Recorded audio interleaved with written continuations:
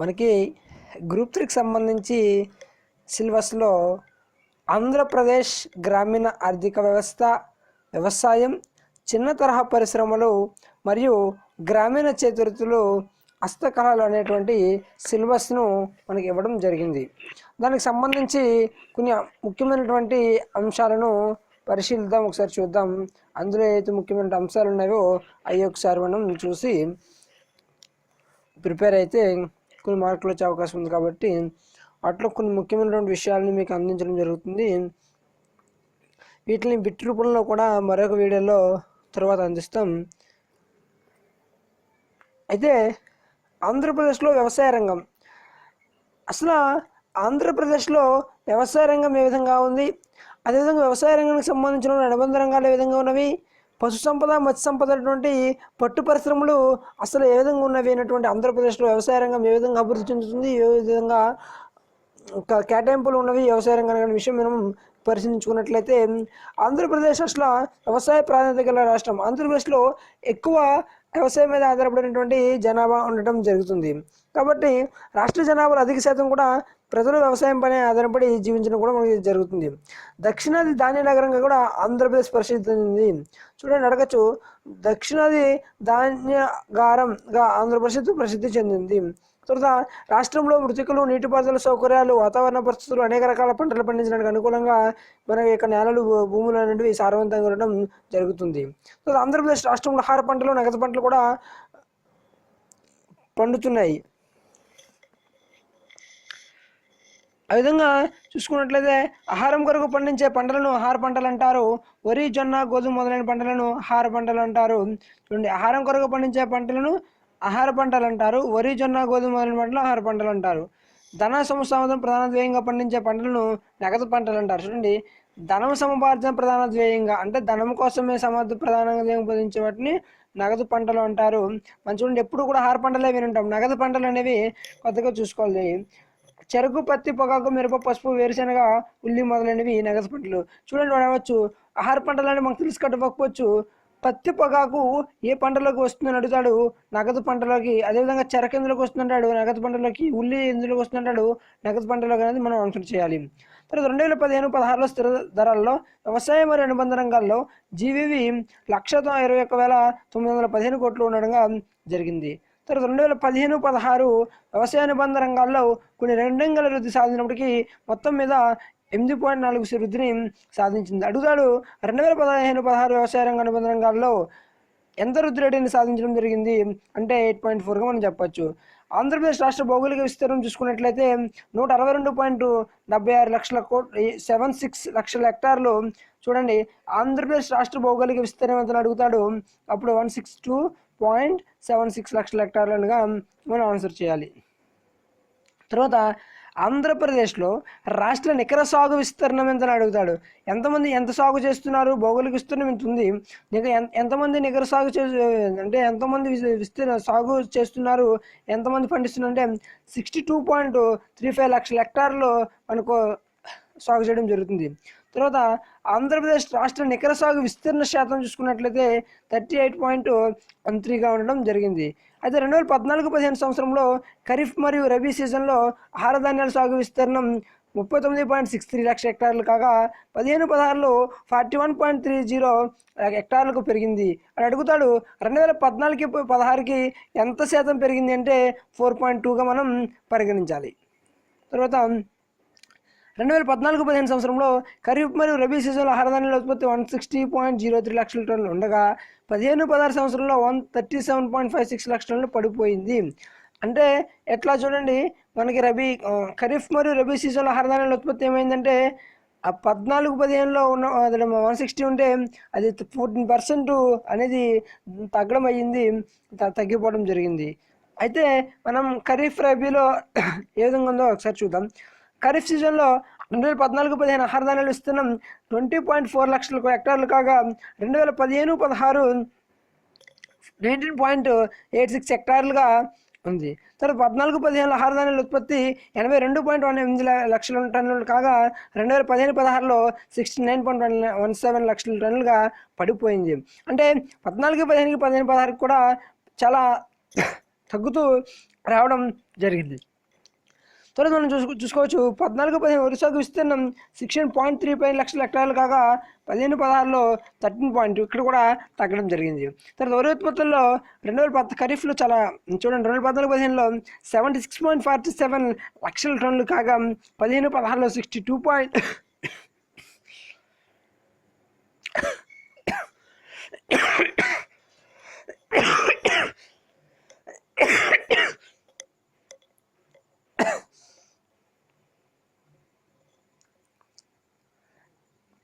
అనగా 18% తగ్గింది. రబీ సీజన్ మనం చూసుకున్నట్లయితే రబీ సీజన్లో కూడా 2014 ఆహార ధాన్యాలు 15.22% కాగా రబీ సీజన్లో మనకి పెరగడం జరిగింది. అది 2015-16లో 21.5 లక్షల హెక్టార్లు పెరిగింది. తర్వాత ఆహార ధాన్యాల ఉత్పత్తి 14-15 చూసుకుంటే 76.86 లక్షలు కాగా ఇది 68.39 టన్నులు తగ్గింది. వరి సాగు విస్తీర్ణం చూసుకున్నట్లయితే 14-15 7.59 ఉండగా అది కూడా 6.6 తగ్గింది. వరి ఉత్పత్తిలో రబీ కాలంలో 2014-15 50.37 లక్షల టన్నులు కాగా 15-16 సంవత్సరానికి 41.82 ఉంది. పంటల సాంద్రత చూద్దాం. స్థూల సాగు విస్తీర్ణం నికర సాగు విస్తీర్ణం నిష్పత్తి పంటల సాంద్రత అంటారు. చూడండి, స్థూల సాగు విస్తీర్ణము నికర సాగు విస్తీర్ణ నిష్పత్తిని అంటే సాగు విస్తీర్ణం ఎంత ఉంది, ప్రస్తుతం ఎంత ఉంది, దాని నిష్పత్తిగా పంటల సాంద్రత అంటారు. 14-15 సంవత్సరంలో రాష్ట్రంలో పంటల సాంద్రత 1.26% ఉంది. అడగచ్చు 14-15 సంవత్సరంలో పంటల సాంద్రత ఎంతగా ఉందంటే 1.26గా చెప్పవచ్చు. పంట సాగు కాలంను అనుసరించి సంవత్సరం 3 వ్యవసాయ ఋతువులుగా విభజించారు. ఒకటి ఖరీఫ్ ఋతువు కాలం మనం చూసుకున్నట్లయితే జూన్ నుంచి సెప్టెంబర్ వరకు కూడా మనం ఖరీఫ్ పంట వేస్తారు. ముఖ్యమైన ఖరీఫ్ పంటలు ఏంటంటే వరి, జొన్న, మొక్కజొన్న, సజ్జ, రాగులు, వేరుశెనగ, పత్తి, పొగాకు అనేది ఈ యొక్క ఖరీఫ్ పంటలో వేయడం జరుగుతుంది. మనకి ఖరీఫ్ అనేది కాలం జూన్ నుంచి సెప్టెంబర్ వరకు ఉంటుంది. అడగచ్చు ఖరీఫ్ ఎక్కడి నుంచి ఎక్కడి వరకు ఉంటుందని అడగచ్చు. జూన్ నుంచి సెప్టెంబర్ వరకు ఈ ఖరీఫ్ పంటలు ఏమేమి పండిస్తారనేది కూడా అడగచ్చు. తర్వాత రబీ ఋతువు అక్టోబర్ నుండి ఫిబ్రవరి వరకు ఉంటుంది. ఇందులో గోధుమ, పప్పు దినుసులు, చిక్కుడు, శనగలు, బార్లీ అనేవి రబీ పంటలు వేయడం జరుగుతుంది. రబీ కాలం ఎక్కడి నుంచి ఎక్కడ దాకా ఉంటుందని అడుగుతాడు. అక్టోబర్ నుండి ఫిబ్రవరి వరకు కూడా మనం చేయవచ్చు. తర్వాత జియాజ్ ఋతువు అనేది ఉంది. చూడండి, ఈ జియాజ్ ఋతువు ఫిబ్రవరి నుండి ఏప్రిల్ వరకు ఉంటుంది. ఈ ఫిబ్రవరి నుండి ఏప్రిల్ వరకు ఉండే ఋతువును జియాజ్ ఋతువు అంటారు. ఈ జియాజ్ ఋతువు ఎప్పుడు దాకా ఉంటుందని అడగచ్చు. ఆ రెండు తెలుసు కాబట్టి ఖరీఫ్ రబీ అడగకపోయినా జియాజ్ ఋతువు అడగచ్చు. జియాజ్ ఋతువును గుర్తుపెట్టుకోండి, ఫిబ్రవరి నుండి ఏప్రిల్ వరకు. ముఖ్యమైన జైద్ పంటలు అంటే కూరగాయలు, పుచ్చకాయ, దోస, మొక్కజొన్నగా ఉంటుంది. తర్వాత పంటలు 4 రకాలుగా వర్గీకరిస్తారు. ఏంటంటే ఆహార పంటలు, నగదు పంటలు, తోట పంటలు, ఉద్యాన పంటలు. మనకి ఆహార పంటలు పండిన నగదు పంటలు వాణిజ్య పంటలుగా చెప్తాం. తోట పంటలు తోటల్లో మనం పండినటువంటి ఉద్యాన పంటలు అంటే ఉద్యాన సైడ్ ఇవి ఉద్యాన పంటలు అవుతాయి. తర్వాత భారతదేశంలో వివిధ పంటల విస్తీర్ణం ఉత్పత్తిలో ఆంధ్రప్రదేశ్ స్థానం ఏ విధంగా ఉందో చూద్దాం. మనకి పంటల చూసుకున్న విస్తీర్ణ స్థానం ఉత్పత్తి స్థానం ఇవ్వడం జరిగింది. చూడంటే వరి విస్తీర్ణంలో 8వ, ఉత్పత్తి స్థానంలో 4. జొన్న చూసుకున్నట్లయితే విస్తీర్ణంలో 8, ఉత్పత్తిలో 6. మొక్కజొన్న విస్తీర్ణంలో 8, ఉత్పత్తిలో 3. శనగలు విస్తీర్ణంలో 6, ఉత్పత్తిలో 4. కందులు విస్తీర్ణంలో 8, ఉత్పత్తిలో 9. చెరకు విస్తీర్ణంలో 7, ఉత్పత్తిలో 7. వేరుశెనగ విస్తీర్ణంలో 2, ఉత్పత్తిలో 4. పొద్దుతిరుగుడు విస్తీర్ణంలో 2, ఉత్పత్తిలో 2. పత్తి విస్తీర్ణంలో 4, ఉత్పత్తిలో 6. మొత్తం పప్పు ధాన్యాలు విస్తీర్ణంలో 6, ఉత్పత్తిలో 6. ఆహార ధాన్యాలు విస్తీర్ణంలో 13, ఉత్పత్తిలో 10. నూనె గింజలు విస్తీర్ణంలో 6, ఉత్పత్తిలో 6.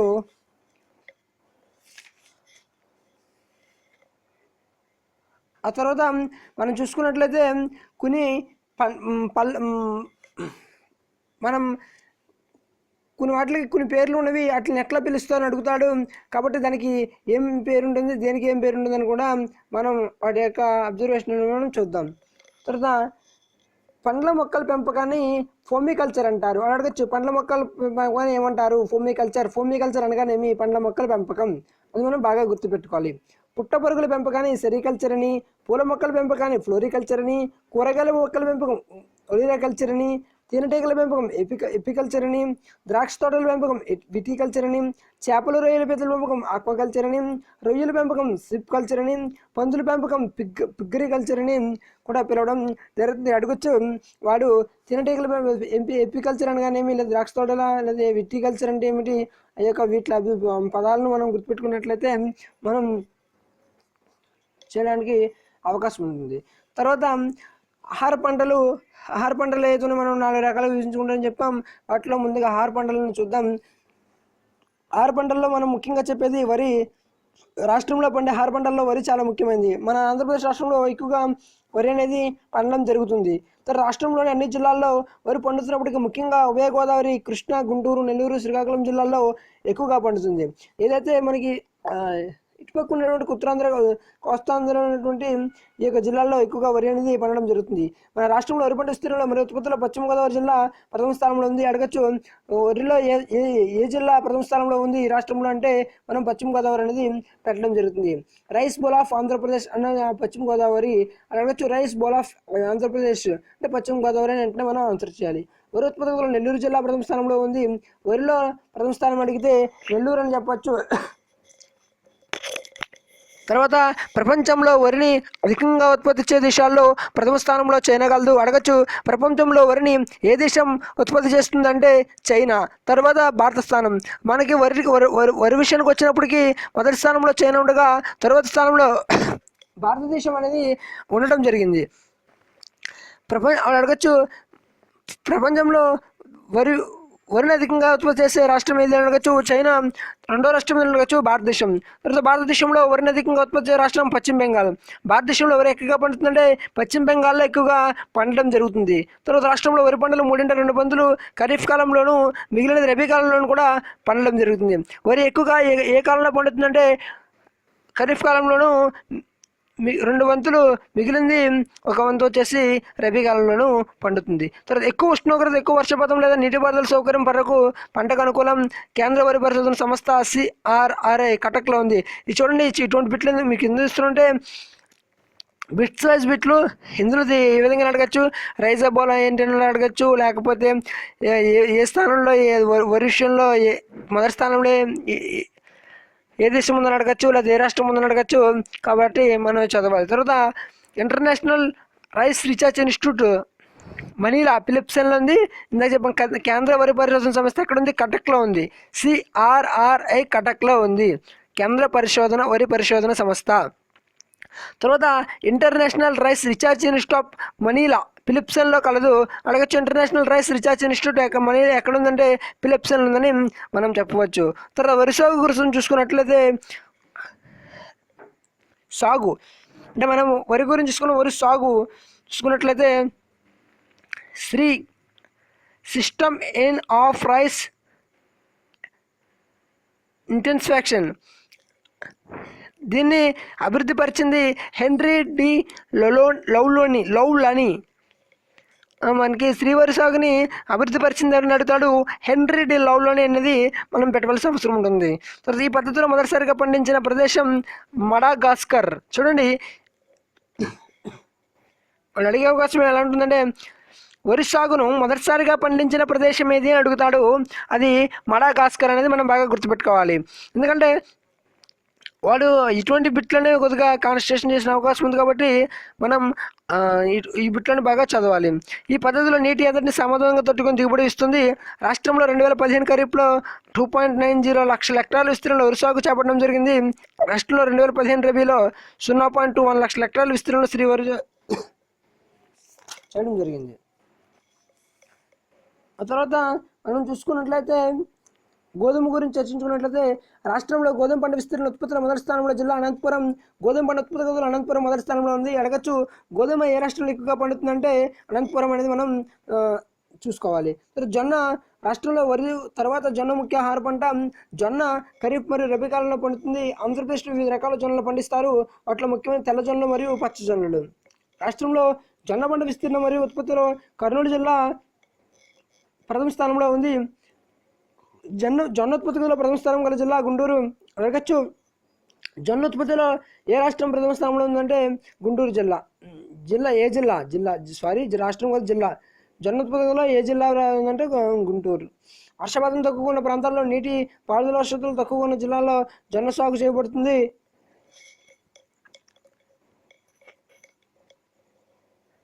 ప్రపంచంలో అత్యధికంగా జొన్నల ఉత్పత్తులు చేస్తున్న దేశం ఏదంటే నైజీరియా. ప్రపంచంలో అత్యధికంగా జొన్నల ఉత్పత్తి చేస్తున్న నైజీరియా. దేశంలో అత్యధికంగా జొన్నల ఉత్పత్తి చేస్తున్న రాష్ట్రం మహారాష్ట్ర. దేశంలో మనం చూసుకున్నట్లయితే అది అడగచ్చు, ప్రపంచంలో అత్యధికంగా జొన్న ఏ దేశంలో పడుతుందంటే నైజీరియా. ఏ రాష్ట్రంలో పడుతుందంటే మహారాష్ట్ర. ఏ జిల్లా అంటే గుంటూరు. ఆ విధంగా మనం చూసుకోవాల్సినటువంటి అవసరం ఉంది. సజ్జ ఈ పంట చాలా వరకు వర్షాధారమైంది. రాష్ట్రంలో సజ్జ సాగుత్పత్తులు విస్తీర్ణంలో ప్రథమ స్థానంలో ఉన్న జిల్లా ప్రకాశం. రాష్ట్రంలో సజ్జ ఉత్పత్తులు ప్రథమ స్థానంలో ఉన్న జిల్లా నెల్లూరు. ప్రపంచంలో సజ్జను అత్యధికంగా ఉత్పత్తి చేసిన దేశం భారతదేశం. భారతదేశంలో సజ్జను అధికంగా ఉత్పత్తి చేసిన రాష్ట్రం రాజస్థాన్. చూడండి, ఈ సజ్జ ఎక్కువగా ఎక్కడ పడుతుంది ప్రథమ స్థానంలో ఉన్న జిల్లా ఏదంటే నెల్లూరు. అదేవిధంగా అత్యధికంగా ఉత్పత్తి చేస్తున్న దేశం ఏదంటే భారతదేశం. అత్యధికంగా రాష్ట్రం ఏదంటే రాజస్థాన్. తర్వాత రాగులు చూసుకున్నట్లయితే ఈ పంట ఖరీఫ్ రబీ కాలంలో పడుతుంది. ఈ పంటను చాలా వరకు పంట మార్పిడి కింద నాటుతూ ఉంటారు. మన రాష్ట్రంలో విశాఖపట్నం, విజయనగరం, శ్రీకాకుళం, ప్రకాశం, అనంతపురం, చిత్తూరు జిల్లాల్లో ఈ పంట ఎక్కువగా పండిస్తారు. రాష్ట్రంలో రాగి పండ్ల విస్తీర్ణంలో మరియు ఉత్పత్తి ప్రథమ స్థానంలో ఉన్న జిల్లా విశాఖపట్నం. ప్రపంచంలో రాగి పంటను ఎక్కువగా ఉత్పత్తి చేస్తున్న దేశం ఇండియా. దేశంలో రాగి పంటలు అత్యధికంగా ఉత్పత్తి చేస్తున్న రాష్ట్రం కర్ణాటక. ఇవి కంపల్సరీ మనకి బిట్స్లో ఉన్నాయి కాబట్టి అడుగుతాడు కంపల్సరీ. రాగి పంటను ఉత్పత్తి చేస్తున్న రాష్ట్రం ఏది, రాగి పంటను ఎక్కువగా ఉత్పత్తి చేస్తున్న దేశం ఏది అని అడుగుతాడు. మొక్కజొన్న ఖరీఫ్ కాలంలో ఎక్కువగా పండుతుంది. మొక్కజొన్న చూసుకున్నట్లయితే ఇది వర్షాధార పంట. రాష్ట్రంలో మొక్కజొన్న పంట విస్తీర్ణం ఉత్పత్తుల ప్రథమ స్థానం ఉన్న జిల్లా గుంటూరు. దేశంలో మొక్కజొన్న పంట ఉత్పత్తులు 3వ స్థానం ఉన్న రాష్ట్రం ఆంధ్రప్రదేశ్. చూడండి,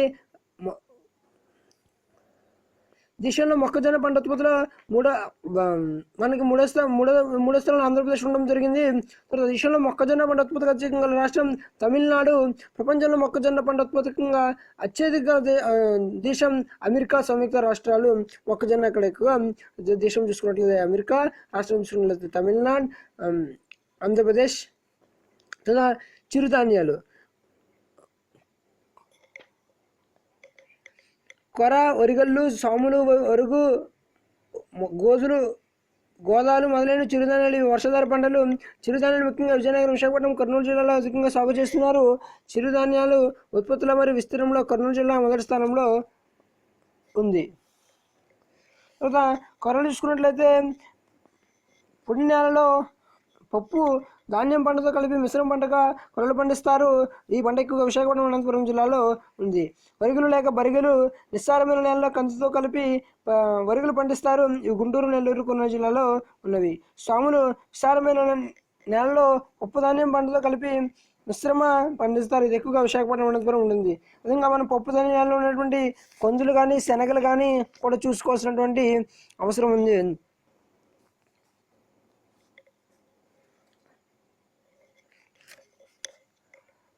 ఆ విధంగా మినుములు, ఉలువలు, వ్యాపార పంటల్లో పొగాకు, పత్తి, చెరకు, మిరప, ఉల్లి, పసుపు, నూనె గింజలు, వేరుశెనగ, ఆముదాలు, నువ్వులు, పొద్దురుడు, కొబ్బరి, పండ్ల తోటల్లో మామిడి, ద్రాక్ష, అరటి, జీడి మామిడి, నారింజ, బత్తాయి తోటలు, జామ తోటలు ఇవన్నీ ఎక్కడ పండుతున్నాయి అనేది కూడా మనం చూసుకోవాల్సినటువంటి అవసరం ఉంది. అయితే వీటి గురించి కూడా అవి ఏ విధంగా ఉన్నాయని కూడా మనం చదవాల్సినటువంటి అవసరం ఉంది. అవి కూడా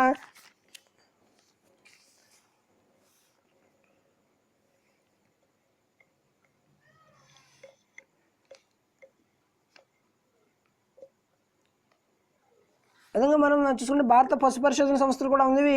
భారత పశు వైద్య పరిశోధన సంస్థ ఐవీవీఆర్ విజయనగర్ ఉత్తరప్రదేశ్లోను, సార్ కేంద్ర పశు పరిశోధన సంస్థ సిఏఆర్సి రాంచీలోను, సార్ కేంద్ర గేదెల పరిశోధన సంస్థ సిఆర్బి ఇస్సర్ హర్యానాలోను, కేంద్ర మేకల పరిశోధన సంస్థ సిఆర్జి మకరంలోను, కేంద్ర గొర్రెల మరియు పరిశోధన కేంద్రం అవికగా నగర్ రాజస్థాన్లోను,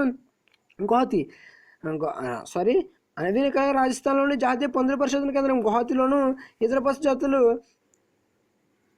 0.13 లక్షలు. రాష్ట్రంలో గల కోళ్లు 805.8 లక్షలు. ఇంకా చూసుకుంటే భారత పరిశోధన సంస్థలు ఎక్కడెక్కడ నుండి కూడా అడుగుతాడు, అది కూడా మనం చదవాల్సినటువంటి అవసరం ఉంది. తర్వాత విప్లవాలు అడుగుతాడు. వ్యవసాయ విప్లవం అసలు హరిత విప్లవం అంటే ఏమొస్తాయి? హరిత విప్లవం అంటే ఈ వరి గోధుమ వస్తాయి. తర్వాత నూనె గింజల విప్లవం అంటే పసుపు విప్లవము, నూనె గింజల విప్లవము, తర్వాత గోల్డ్ విప్లవము అడుగుతాడు. పింక్ రెవల్యూషన్ అంటే ఉల్లి ఔషధాలు రొయ్యలు ఉత్పత్తులు పెంచడానికి పింక్ రెవల్యూషన్ అవుతుంది, గులాబీ విప్లవం అంటారు. వైట్ రెవల్యూషన్ పాలు పాలోత్పత్తి అభివృద్ధి, బ్లూ రెవల్యూషన్ చేపల ఉత్పత్తి, ఎల్లో రెవల్యూషన్ నూనె గింజల ఉత్పత్తి, రెడ్ రెవల్యూషన్ టమాటా మాంసం ఉత్పత్తులు, సిల్వర్ ఫైబర్ రెవల్యూషన్ పత్తి ఉత్పత్తులు, గోల్డెన్ రెవల్యూషన్ తేనె పండ్ల ఉద్వన పంటలు, గోల్డెన్ ఫైబర్ రెవల్యూషన్ జనపనార ఉత్పత్తుల అభివృద్ధి, బ్రౌన్ రెవల్యూషన్ కోళ్ళ పరిశ్రమ అభివృద్ధి, రౌండ్ రెవల్యూషన్ బంగాళదుంపల ఉత్పత్తి పెంచడానికి అనేది మనకి వ్యవసాయ విప్లవాల్లో ఇవ్వడం జరిగింది.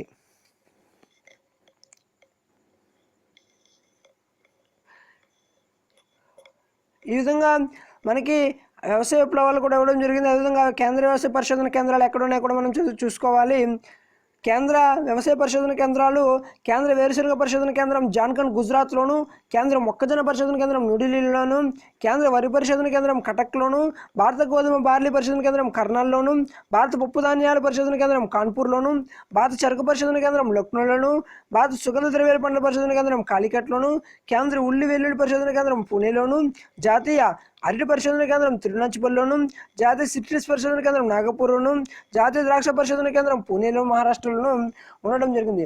ఈ విధంగా ఎందుకు అడుగుతాడంటే పలానాది ఎక్కడుందని అడుగుతాడు, పలానా కేంద్ర పరిశోధన కేంద్రం ఎక్కడుందని అడగచ్చు, జాతీయ ద్రాక్ష పరిశోధన ఎక్కడుందని అడగచ్చు. కాబట్టి వీటితో పాటు మనకి ఉన్నటువంటి ప్రాజెక్టులను చదువుకున్నట్లయితే మనం ఈ యొక్క సిలబస్లో మీకు అంతే ఒక మంచి ఇంపార్టెన్స్ని మేము ఇవ్వడం జరిగింది. కాబట్టి ఈ యొక్క మేము ఫుల్ డేటాను ఇవ్వడం జరిగింది. కాబట్టి వీటిని చదువుకొని మంచి మార్కులు ఆశిస్తాను.